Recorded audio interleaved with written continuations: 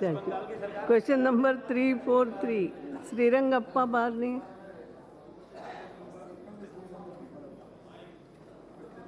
Yes, supplementary. पूछिए पूछिए. माननीय अध्यक्ष महोदय जी, मंत्री जी ने बहुत सारा काफ़ी लिखित में उत्तर दिया है. माननीय प्रधानमंत्री जी की अध्यक्षता में केंद्रीय मंत्रिमंडल ने सितंबर 2015 में बिजली मंत्रालय की योजना उदय को मंजूरी दी है.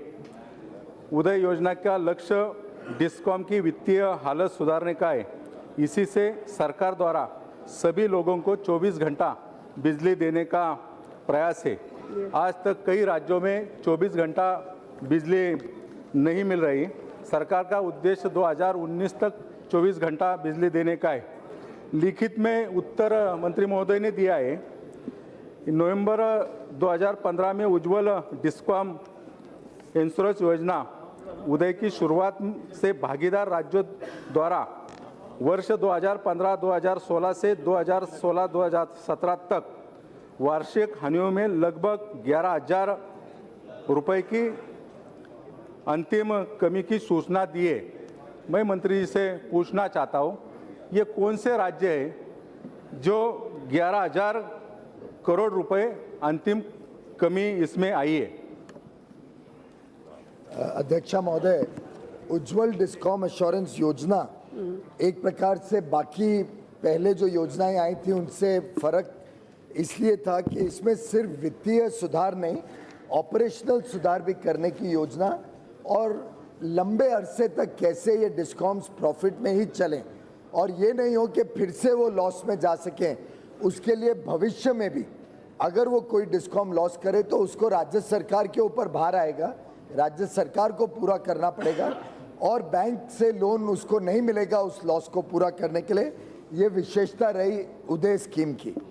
आपको जान के हैरानी होगी कि 2003-4 में जहां देश भर के सब डिस्कॉम्स का कुल लॉस 6,007 करोड़ रुपए था सिर्फ, वो बढ़ के 2008-9 तक मात्र 5 वर्ष में 34,754 करोड़ रुपए हो गए.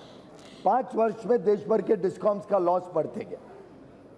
लगभग 11 और 12 के बीच एक FRP2 नामक एक योजना के तहत कोशिश की गई इनका वित्तीय सुधार किया जाए, जिसमें पहले 11 राज्यों ने मंजूरी दी, फिर उसमें से सिर्फ 7 ही राज्यों ने ज्वाइन किया. लेकिन उस स्कीम में सिर्फ एक हेडरूम क्रिएट किया गया नई बोरोइंग का. तो पुराने लोन को बॉन्ड में कन्वर्ट किया गया और बैंकों ने नया लोन देके लॉस को फाइनेंसिंग चालू रखा. उसके चलते आगे 2008-9 से भी बढ़ते बढ़ते 2013-14 तक 67,174 करोड़ रुपए सभी डिस्कॉम्स का लॉस बढ़ के हो गया. तो यानी कहाँ 6,000 था और 10 वर्षों में 67,000 करोड़. सरकार ने इसके ऊपर जब चिंता की तो एक सभी राज्यों के सहमति के साथ सभी राज्यों की विचार विमर्श करके और ये करीब करीब सैकड़ों मीटिंग देश भर में करी, दिल्ली में करी, सबकी वॉलंटरी मंजूरी ली. ये पहली बार है अध्यक्ष महोदय के स्कीम को कोई कंपलसरी नहीं किया गया. स्कीम में 1 रुपया केंद्र सरकार ने पैसा भी नहीं दिया, लेकिन मंजूरी के साथ केंद्र सरकार ने उनकी ऑपरेशनल सुधार की योजना बनाई. राज्य सरकारों ने अपना लॉस को, डिस्कॉम के डेट को अपने बजट में लिया और सबकी मिली जुली प्रयासों से ये 67,000 से घट के आप सबको जान के खुशी होगी 2014-15 में 57,000 हो गया और 2016-17 में 40,000 करोड़ रुपए पे ये लॉस आके कम हो गया 40,300 करोड़. और आगे चल के मुझे पूरा विश्वास है कि 2019 तक देश भर के सभी डिस्कॉम्स प्रॉफिट पे आ जाएंगे. छोटा मोटा किधर कोई तकलीफ हो वो छोड़ के. और आपको जान के खुशी होगी, अब राजस्थान को देख लीजिए. राजस्थान में जब सरकार बदली 2012 में, तब 15,000 करोड़ रुपए का सालाना लॉस था राजस्थान के डिस्कॉम का. इस वर्ष 2016-17 में वो घट के 5,200 करोड़ रुपए आ गए, एक तिहाई का रह गया है सिर्फ। इसी प्रकार से अलग अलग राज्यों को देखें तो हरियाणा ने बहुत अच्छा काम किया। हरियाणा में भी लॉस जो करीब 2,500-3 हजार, उसके पहले 4,000 करोड़ था, वो घट के मात्र 400 करोड़ रुपए पे आ गया। तो अलग अलग राज्यों ने इसका लाभ लिया है। हर राज्य की सूची मेरे पास है, मैं गिन के बता सकता हूँ। बिहार में भी उसका लाभ हुआ कि जो ऑपरेशनल पैरामीटर्स हैं उसमें सुधार आना शुरू हुआ है, आगे चल के फाइनेंशियल सुधार भी होगा।